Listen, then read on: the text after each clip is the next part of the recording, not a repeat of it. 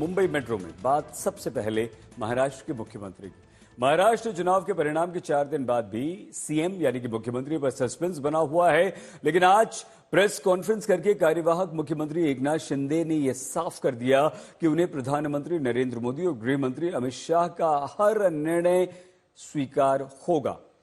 एकनाथ शिंदे ने कहा कि सरकार गठन में कोई अड़चन नहीं है। हालांकि अभी तक शिंदे कैंप के नेता बिहार की तरह शिंदे को सीएम बनाने की मांग कर रहे थे। माना जा रहा था कि कल देवेंद्र फडणवीस को मुख्यमंत्री बनाए जाने का ऐलान हो सकता है। वहीं आज बीजेपी के राष्ट्रीय महामंत्री अरुण सिंह को महाराष्ट्र का केंद्रीय पर्यवेक्षक नियुक्त कर दिया गया।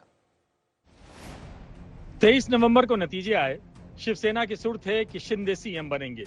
24 नवंबर को शिवसेना ने कहा शिंदे ही सीएम चेहरा थे। 25 नवंबर को शिवसेना ने कहा शिंदे के नाम पर वोट मिले हैं। 26 नवंबर को शिवसेना ने कहा एकनाथ हैं तो सेफ हैं। और 27 नवंबर आते आते शिवसेना ने सुबह कहा कि शिंदे डिप्टी सीएम तो नहीं बनेंगे।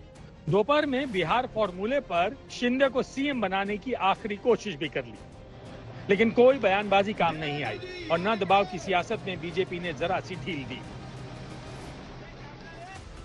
एक तरफ मुंबई से लेकर दिल्ली तक बीजेपी एनसीपी को साधने में जुटी दिखी। मुंबई में एनसीपी नेता छगन भुजबल और गिरीश महाजन ने देवेंद्र फडणवीस से मुलाकात की, तो दिल्ली में एनसीपी के नेता प्रफुल्ल पटेल और सुनील तटकरे ने अमित शाह से मुलाकात की। खबर है कि शिवसेना नेताओं ने दिल्ली दरबार में मुलाकात का वक्त मांगा, लेकिन इंतजार बरकरार रहा। उधर दोपहर तक खबर आई कि देवेंद्र फडणवीस को दिल्ली बुला लिया गया है। दिल्ली रवाना होने से पहले देवेंद्र फडणवीस जब एयरपोर्ट पर नजर आए तो उनके हाव भाव से काफी कुछ संकेत मिल रहे थे कि सीएम कौन होगा। तीनही पक्ष मिळून आमचे जे श्रेष्ठी आहेत त्यांच्याशी चर्चा सगळ्यांची चाललेली आहे आणि लवकरच याचं उत्तर आपल्याला मिळेल।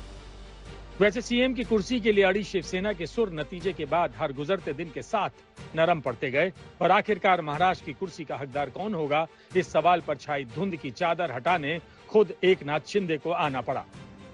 कल आदरणीय प्रधानमंत्री जी से भी बात की, उनको भी कहा सरकार बनाने में हमारी तरफ से कोई अड़चन नहीं है, आप निर्णय ले लो। जैसे आपके भारतीय जनता पार्टी को आपका निर्णय अंतिम रहता है, हम भी महायुति के कौन लीडर है, एनडीए के लीडर कौन है, मोदी जी है, अमित भाई है, तो उनको कहा कि मैंने अमित भाई जी को भी फोन किया, मोदी जी को भी फोन किया, सरकार बनाने में हमारी तरफ से कोई भी रुकावट, कोई भी अड़चन, कोई भी कुछ भी किसी तरह का अड़ंगा नहीं है। आप बेशक आप निर्णय ले लो, उस निर्णय की तामील हो जाएगी, निर्णय की अमल हो जाएगी। और मैं आज आप सबको कहता हूं कि भारतीय जनता पार्टी के वरिष्ठ नेता जो निर्णय लेंगे मुख्यमंत्री पद के बारे में, जो उनका कैंडिडेट होगा, उसको हमारा शिवसेना का पूरी तरह समर्थन है, पूरी तरह हमारा पाठिंबा उनको है। हालांकि गेम की आखिरी बॉल तक शिवसेना के नेता शिंदे की सीएम कुर्सी बचाने के लिए जद्दोजहद करते दिखे। शिवसेना ने तो बिहार में छोटी पार्टी के नेता नीतीश कुमार को सीएम बनाने वाले मॉडल को फॉलो करने का सुझाव भी दिया। नहीं, कोई कंफ्यूज नहीं है, महायुति है, महायुति के नेता लोग निर्णय लेंगे। ऐसा कौन सा राज्य में 2 दिन के बाद तुरंत सीएम अपॉइंट हो गया, वैसा कभी भी नहीं। जो कुछ प्रोसीजर है वह प्रोसीजर से चल रहे हैं। सिर्फ सीएम फेस नहीं है, सब मंत्रिमंडल के सहकारी है, पालक मंत्री है, सब फाइनल करने का, और ये सब होके जल्दी सीएम का नाम जाहिर हो जाएगा। हम लोगों ने डिमांड की है कि हम छोटा पार्टी वाले लोग हैं तो हमें दे दो, मांग तो करने में कोई प्रॉब्लम नहीं है। वो मांग की थी, बिहार में जैसा दिया वैसा हमें भी दे दो। उधर 288 में 132 सीटें लाने वाली बीजेपी के नेता नेचुरल जस्टिस की दलील दे रहे थे, तो शिवसेना सीधा लॉजिक की बात कर रही थी। 132 सीटें लाई है बीजेपी ने। क्या आपको लगता है कि इस बार भी 2022 को जिस तरह से एकनाथ शिंदे को मौका दिया गया था, उस तरह का कुछ सोच विचार हो सकता है? देखो, नैसर्गिक न्याय तत्व के अनुसार तो हमारा ही सीएम बनना चाहिए, मगर अब ये निर्णय कौन हम करते हैं क्या?